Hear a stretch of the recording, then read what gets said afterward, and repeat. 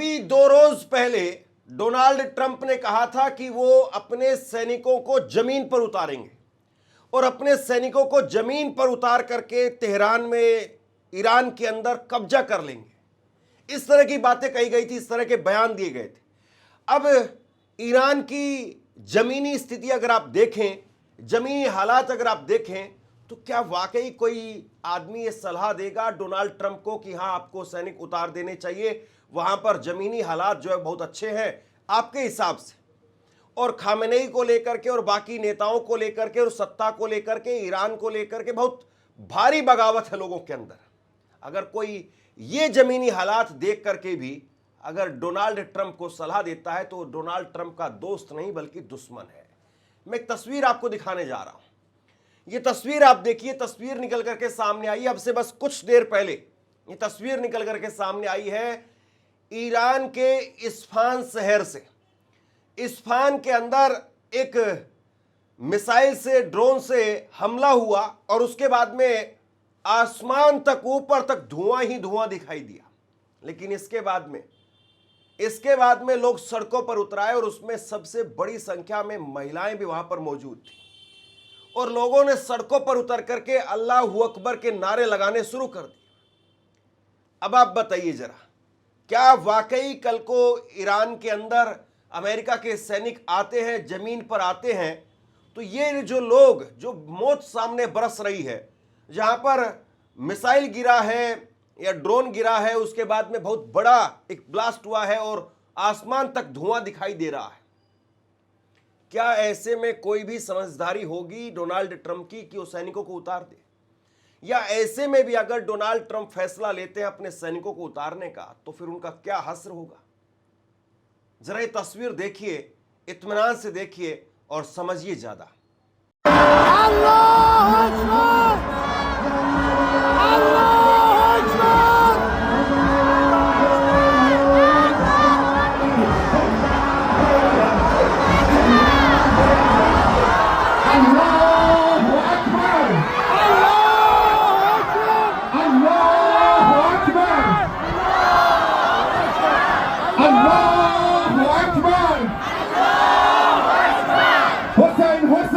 इस वक्त में ईरान के अंदर जंग हो रही है, इस बात को सब जानते हैं। इस वक्त में ईरान के अंदर करीब करीब यह दावा किया जा रहा है कि 1000 से लेकर के और 1400-1300 तक का आंकड़ा है, इतने लोग मर गए हैं, यह भी दावा किया जा रहा है। लेकिन इस बीच में ईरान के अंदर से अगर ऐसी तस्वीर निकल करके सामने आती है और वहां पर 10, 20, 50 आदमी नहीं बल्कि हजारों की तादाद में, या कम से कम 500-700 तो जरूर यहां पर तस्वीरों में दिखाई दे रहे हैं। अगर इतनी बड़ी तादाद में लोग, और वो भी बड़ी बात यह है कि जहां पर सामने मिसाइल गिरी है, धुआं उठ रहा है, जहां पर, वहां पर अगर एक रैली जैसा माहौल दिखाई दे रहा है, तो फिर वाकई सोचना पड़ेगा अमेरिका को कि गलत तो नहीं घुस गए। दरअसल ईरान की तरफ से कहा जा रहा है, अब्बास अरागची विदेश मंत्री, उन्होंने कहा है कि हम ये बार बार सीज फायर, फिर उसके बाद हमला, फिर सीज फायर, फिर हमला, फिर सीज फायर, फिर हमला, फिर सीज फायर, इस सबसे निकलना चाहते हैं। इस बार हम आर पार की जंग चाहते हैं।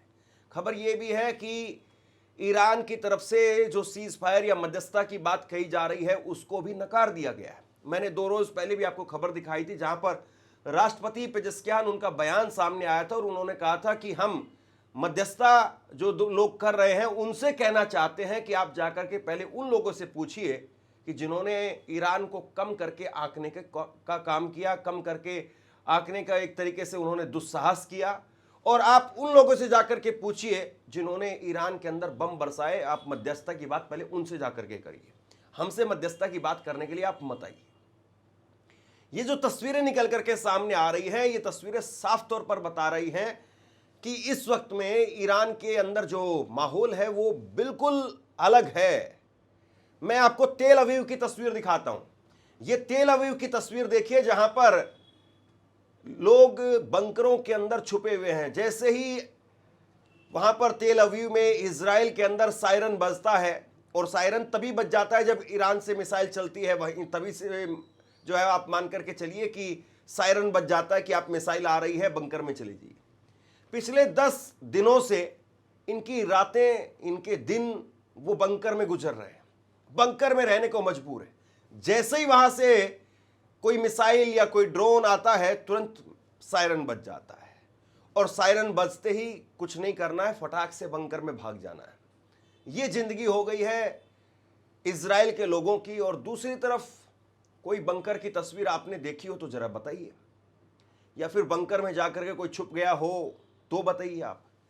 यहां तक कि आयतुल्लाह अली खामेनेई वो भी चाहते तो बहुत महफूज तरीके से रह सकते थे और अपने आप को सुरक्षित बंकर में, ऐसे ऐसे बंकरों में वो जा सकते थे जहां पर बड़े से बड़े मिसाइल या ड्रोन उसका कोई असर नहीं होता है, और अपने आप को पूरी तरह से सुरक्षित कर सकते थे। लेकिन वो शहीद हो गए एक तरीके से, उनकी पत्नी की मौत हो गई, उनके बहू की मौत हो गई, उनकी बेटी की मौत हो गई, उनके पोते मारे गए, 5 लोग उनके परिवार के ब्लड रिलेशन के मारे गए। लेकिन वो अपने आप को जो है वो छुपा नहीं रहे थे, खुले में खड़े हुए थे। और ऐसे में अब ये कहा जा रहा है कि करबला की वो शहादत और करबला का जो वो विचार है वो फिर से एक बार जिंदा हो उठा है, और लोग सड़कों पर आ रहे हैं और नारे, आप गौर से सुनिए। एक बार मैं दूसरी तस्वीर आपको दिखाने वाला हूं, गौर से सुनिए। जहां पर नारे लग रहे हैं अल्लाहू अकबर, अल्लाहू अकबर और रहबर खामेनेई, ये नारे लग रहे हैं, रहबर खामेनेई। गौर से सुनिए। अल्लाहू अकबर, अल्लाहू अकबर, अल्लाहू अकबर, अकबर इस्राइल, आमादेयim आमाde, ey rahber azade, आमादेयim आमाde, ey rahber hediye ve rahberimiz, huni ke dar regimiz, hediye ve rahberimiz, huni ke dar regimiz, hediye ve rahberimiz. Allahu Ekber, Allahu Ekber, Allahu Ekber, Allahu Ekber. Hüseyin şahırımız, şehadet iftiharımız. Hüseyin şahırımız, şehadet iftiharımız. ये इस वक्त में Iran का माहौल है। Iran के अंदर से ऐसी तस्वीरें निकल करके सामने आ रही हैं। अब समझने वाली बात यह है कि कल भी मैंने आपको एक रिपोर्ट दिखाई थी, उस रिपोर्ट में वॉशिंगटन पोस्ट में वो रिपोर्ट छपी थी, अमेरिका की खुफिया विभाग की रिपोर्ट थी, और उस रिपोर्ट के अंदर कहा गया कि ईरान जैसे देश में वहां पर जमीन की लड़ाई लड़ना वो असंभव है। आप जमीन की लड़ाई के बारे का जो आपका जो विचार है उसको पूरी तरह से त्याग दीजिए। जिस लड़ाई के बारे में आप सोच रहे हैं उसे छोड़ दीजिए, वो विचार आप छोड़ दीजिए। ये अमेरिका की खुद की एनआईसी की रिपोर्ट वो ये कहती है। अब ऐसे में आपकी इंटेलिजेंस काउंसिल की रिपोर्ट अगर वो आपको कह रही है कि भैया जमीन पर जाना भी मत, अब उन्होंने हवा में तो नहीं कही होगी। जो बात वो कह रहे हैं वो ऐसा तो नहीं होगा कि डोनाल्ड ट्रंप से उनकी कोई दुश्मनी है इसलिए कह रहे हैं। जाहिर सी बात है, जो एक्सपर्ट हैं वो समझते हैं, और ये बात कही जा रही है कि ये जो युद्ध हो रहा है ये युद्ध नहीं, बल्कि आप इसको यूं कहिए कि 1983 का विश्व कप हो रहा है, वर्ल्ड कप हो रहा है, क्रिकेट वर्ल्ड कप। और एक तरफ जहां पर उस वक्त की विजेता टीम वेस्ट इंडीज थी और दूसरी तरफ भारत की टीम थी, और भारत उस वक्त में पहला वर्ल्ड कप जीता था। दुनिया में कोई किसी को यकीन नहीं था कि भाई वेस्ट इंडीज जैसी टीम को भारत जैसी टीम हरा देगी, लेकिन कीर्तिमान जो है वो रचा गया, इतिहास बना, और भारत ने वेस्ट इंडीज को हरा करके पहली बार वर्ल्ड कप जीता। ईरान की तरफ के जो एक्सपर्ट हैं वो ये कह रहे हैं कि ये सही बात है कि हम कम हैं, सही बात है कि हम कमजोर हैं, सही बात है कि हमारे पास में उतने मजबूत हथियार नहीं है, उतनी मजबूत टेक्नोलॉजी नहीं है, लेकिन हमें जिस तरीके से कमतर करके आंका गया उनको हम बता देंगे इस बार कि हम क्या है। उनके सामने हम खड़े हो गए। ये बातें निकल करके सामने आ रही है। आज दोपहर का एक अटैक मैं आपको दिखाता हूं, ये तस्वीर देखिए आप। ये तस्वीर निकल करके सामने आई है सेंट्रल इजराइल से, बेटयाम से तस्वीर निकल करके सामने आई है, जहां पर होलोन में ईरान के अंदर ईरान का जो है हमला हुआ है। तेल अवीव के होलोन में ईरान का हमला हुआ है। ये तस्वीर आप देखिए, और धमाके के बाद में तेल अवीव से उठता हुआ धुआं नजर आ रहा है। और इस हमले के अंदर कहा जा रहा है कि 2 लोगों की मौत हो गई है और कुछ लोग इसमें घायल हो गए हैं। ये खबर सामने आ रही है। अब देखिए 2 बड़ी बातें यहां पर। 10 दिन हो गए हैं और 10 दिन के बाद में अब धीरे धीरे करके इजराइल की तस्वीरें निकल करके सामने आनी शुरू हो चुकी है। यानी अब इजराइल का वो कंट्रोल, वो होल्ड रहा नहीं इस युद्ध को लेकर के, और जैसे जैसे युद्ध लंबा होगा वो और चिड़चिड़े होते चले जाएंगे और इरिटेट हो जाएंगे। और उसके बाद में हो ना हो जो अमेरिका और इजराइल सोच रहा था ईरान के बारे में कि वहाँ पर तख्ता पलट हो जाएगा, वहाँ के लोग वो खामेनेई को लेकर के या वहाँ की जो मौजूदा सत्ता है उसको लेकर के क्रोधित हो उठेंगे, विद्रोह कर देंगे, बगावत हो जाएगी, लोग सड़कों पर उतर आएंगे। जो इजराइल और अमेरिका मिल करके सपना देख रहे थे ईरान के बारे में, कहीं ऐसा ना हो कि उल्टा मामला पड़ जाए और ये मामला और इसी तरह का जो सीन है वो इजराइल में और अमेरिका में देखने को मिले। डोनाल्ड ट्रंप के सामने इलेक्शन है, सामने इलेक्शन खड़ा हुआ है। इजराइल उसका तकरीबन फायदा ही है, नुकसान कम है ये कहा जा सकता है, लेकिन बेंजामिन नेतन्याहू इस बार ईरान ये कह रहा है कि हम तगड़ा सबक सिखाएंगे, इस बार हम हल्के में छोड़ने वाले नहीं हैं। अब्बास अरागची का एक बयान याद करिए, उन्होंने कहा 2 रोज पहले कि हम तैयार हैं, अगर अमेरिकी फौज यहां पर आती है हम उसका पूरी तरह से सामना करने के लिए तैयार है। और फिर उसके बाद में हल्की सी उनके एक मुस्कुराहट आई। पत्रकार ने ये पूछा था कि अगर सैनिक यहां पर जमीनी लड़ाई के लिए अमेरिका भेजता है, क्योंकि डोनाल्ड ट्रंप ने कहा था कि ट्रुप्स ऑन द ग्राउंड, तो ऐसे में आप क्या करेंगे? अब्बास अरागची उन्होंने कहा कि हम तैयार हैं। बस इतना ही वो सेंटेंस वो बोले और उसके बाद में चुप हो गए, खामोश हो गए, और हल्की सी एक स्माइल जो है उनकी नजर आई। देखिए, जंग जो है वो जंग होती है, जिसमें कोई दो राय नहीं। और जंग में जिस तरीके से लोगों की जान जाती है, लहू बहता है, और उसके बाद में आर्थिक तौर पर जो नुकसान होता है, इसकी भरपाई नहीं हो सकती है। लेकिन ये भी सच्चाई है कि आज के वक्त में आप अगर डरें, आप अगर रहम की जो है वो भीख मांगे हैं, आप ये कहें कि भाई साहब छोड़ दो, आप जो कहेंगे वो मान लेंगे, तब भी लोग इस बात को जानते हैं कि अमेरिका मानने वाला नहीं है। जो लोग मादुरो को घर से उठा करके ले गए और उसके बाद में महीने भर के अंदर अंदर ईरान पर हमला कर दिया, क्या गारंटी है कि खामेनेई अगर उनके सामने सरेंडर कर देते तो फिर वो तैयार हो जाते और ईरान को जो है बख्श देते, ईरान पर इतना बड़ा हमला नहीं करते। अभी 1 साल भी नहीं बीता है, पिछले साल जून में 12 रोजे की जंग हुई थी, और उसके बाद में अभी देखिए आप, फरवरी में फिर से हमला कर दिया, और अभी भी बातचीत चल रही थी, पिछली बार भी बातचीत चल रही थी, लेकिन फिर हमला कर दिया। और अब जो है वो ऐसा लग रहा है कि ईरान की भी पूरी तरह से तैयारी थी कि जैसे अमेरिका बातचीत का केवल ढोंग कर रहा है और असली तैयारी तो उसकी युद्ध की तैयारी है, ऐसे में ईरान की भी पूरी तैयारी थी और ईरान तैयारी करके बैठा हुआ था, और वो तैयारी दिखाई दे रही है। एक तस्वीर आप देखिए, ये अब से कुछ देर पहले की सिर्फ तस्वीर है, सिर्फ कुछ देर पहले की, और ये तस्वीर निकल करके सामने आई है इजराइल से।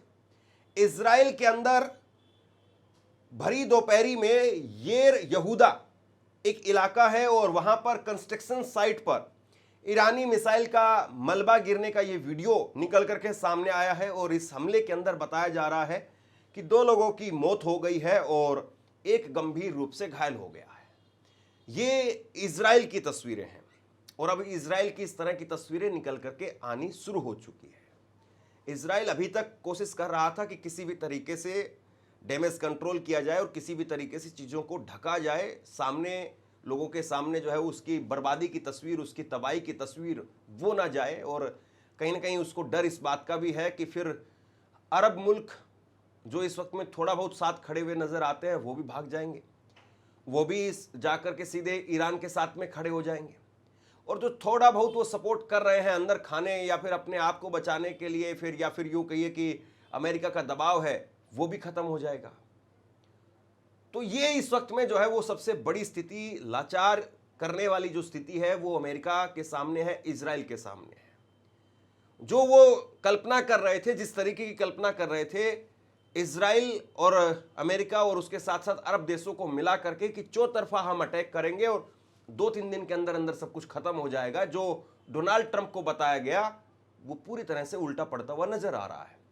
पिछली बार 12 रोजे की जंग थी, अब की बार 10 दिन बीत चुके हैं, और कोई संभावना नहीं दिखाई दे रही है कि आज या कल में कोई बड़ा जो है वो किसी प्रकार से यहां पर घटनाक्रम होता हुआ दिखाई दे और उसके बाद में सीज फायर हो जाए। एक बात मैं आपको और बताना चाहता हूं, अभी 2 रोज पहले डोनाल्ड ट्रंप सामने आते हैं गाजे बाजे के साथ में, और याद कीजिए उन्होंने 2 दिन पहले कहा था कि आज की रात सबसे बड़ा हमला होने वाला है। ये उनका स्टेटमेंट था डोनाल्ड ट्रंप का कि सबसे बड़ा हमला आज की रात होने वाला है। और हुआ क्या इसके बाद में? कुछ नहीं हुआ। ये कि तेल डिपो में आग लगा दी, थोड़ा बहुत इधर उधर जो है वो और नुकसान हुआ, लेकिन ईरान के हौसलों को फिर भी आप नहीं तोड़ पाए।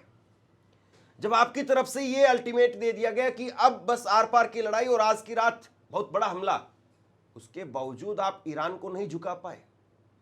उसके बावजूद तेहरान में जब आपने धमाके कर दिए, उसके बावजूद आप ईरान को नहीं रोक पाए। आपने ये तक कह दिया कि भैया वहां पर जो भी नया सुप्रीम लीडर बैठेगा वो हमारी मर्जी से बैठेगा, लेकिन फिर भी आप नहीं रोक पाए आयतुल्लाह अली खामेनेई के बेटे मुज्तबा खामेनेई, उनको सुप्रीम लीडर बनने से नहीं रोक पाए। और ऐसा नहीं कि वहां पर वंशवाद है, चलिए भैया ठीक है फला नेता का बेटा ही जो है कुर्सी पर बैठेगा। वहां पर बाकायदा असेंबली एक्सपर्ट्स वो चुनते हैं, उनकी राय होती है, और सबसे पहली जो कंडीशन है सुप्रीम लीडर बनने के लिए, वो सबसे पहली कंडीशन ये है कि जो भी सुप्रीम लीडर बनेगा उस पर इतना सा भी दाग नहीं होना चाहिए। दाग का मतलब आप समझ रहे हैं? वो व्यक्ति कॉम्प्रोमाइज नहीं होना चाहिए, वो व्यक्ति कैरेक्टर से एकदम प्योर होना चाहिए। किसी प्रकार से ऐसा नहीं है कि वो व्यक्ति, आप समझ जाइए बाकी बात। तो ऐसे लीडर का चुनाव वो असेंबली एक्सपर्ट्स के लोग करते हैं, और उसके बाद में आप वहां पर सुप्रीम लीडर बन सकते हैं। ऐसे नहीं है कि कोई भी किसी का भी बेटा और जाकर के जो है वो वहां पर सुप्रीम लीडर बन जाएगा।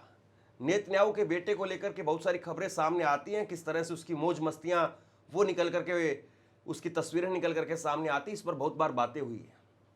ऐसे किसी लीडर को वहां के असेंबली एक्सपर्ट, अगर मान लीजिए कि आयतुल्लाह अली खामेनेई के बेटे भले ही हों, लेकिन अगर वो करेक्टरलेस हों, तो फिर उस कोई मतलब नहीं है कि वो वहाँ पर ईरान में सुप्रीम लीडर बन जाए। वो केवल एक ओहदा नहीं है, बल्कि वहाँ के लोगों की भावनाएं हैं कि जो व्यक्ति इस पद पर बैठेगा वो बिल्कुल इंच भर भी कॉम्प्रोमाइज़ करने के लिए तैयार नहीं हो, किसी के सामने झुकने के लिए तैयार नहीं हो, वो व्यक्ति बिल्कुल पाक साफ हो। और उस वक्त में ये भी जानकारी सामने आ रही है, अभी 56 वर्ष की उम्र है मुज्तबा खामेनेई की। ये जब छोटी उम्र की थे तो उस वक्त में सद्दाम हुसैन के सामने इराक में जाकर के लड़ाई लड़ रहे थे। ऐसा नहीं था कि ठीक है साहब अब आए हैं और उसके बाद में आकर के अब बन गए ईरान के सुप्रीम लीडर। अब ऐसे में सवाल तो ये है कि जब खामेनेई थे और खामेनेई का रोड मैप रहा होगा 10-12 दिनों का मान करके चलते हैं, अब जो जंग होगी, अब इसके आगे की जो जंग होगी, वो जंग होगी मुज्तबा खामेनेई की जंग। अभी तक जो जंग हमने देखी है वो खामेनेई की जंग थी, अब उनके बेटे मुज्तबा खामेनेई की जंग है, और वो उनसे ज्यादा हार्डलाइनर हैं।